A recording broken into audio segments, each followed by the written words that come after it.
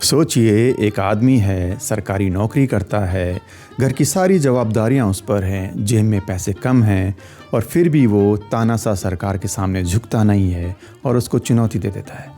उस आदमी का नाम था धनपत राय श्रीवास्तव, जिसे दुनिया जानती है प्रेमचंद के नाम से। स्वागत है आपका डीडी की लाइन्स में और आप देख रहे हैं पॉडकास्ट विद यादों के साथ। और आज हम बात करेंगे धनपत राय श्रीवास्तव के मुंशी प्रेमचंद बनने के पीछे के किस्से के बारे में।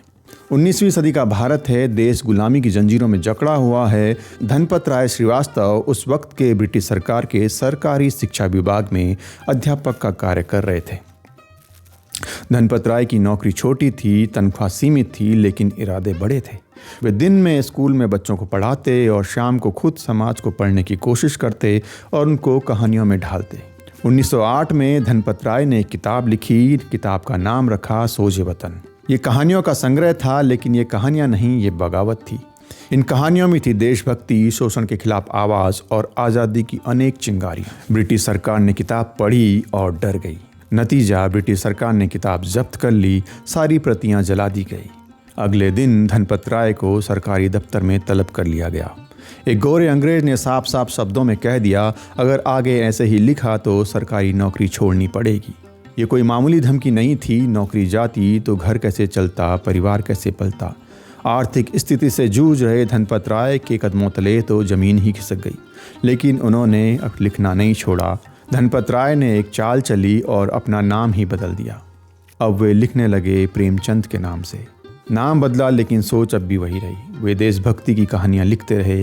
उनकी कहानियाँ अब भी आवाज़ बनती रही, गरीबों की, किसानों की, महिलाओं की और दबे कुचले लोगों की।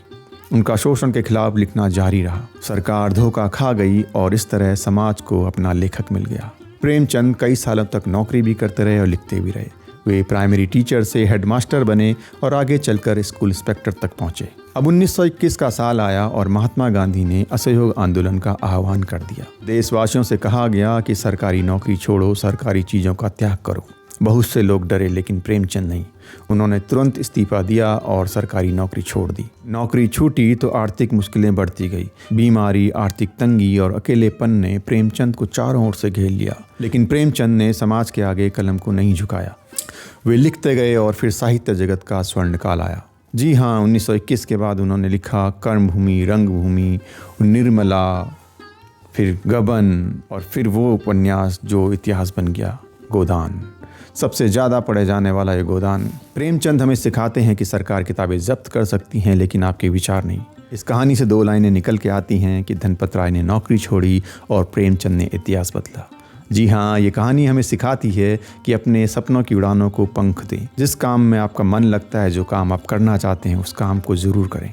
आशा करता हूँ डीडी की लाइन्स की आपको ये छोटी सी कहानी पसंद आई होगी। मैं इस तरह की और भी रोचक किस्से और कहानियाँ आपके लिए लेकर आता रहूँगा। तब तक आप देखते रहिए डीडी की लाइन्स पॉडकास्ट विद यादों के साथ।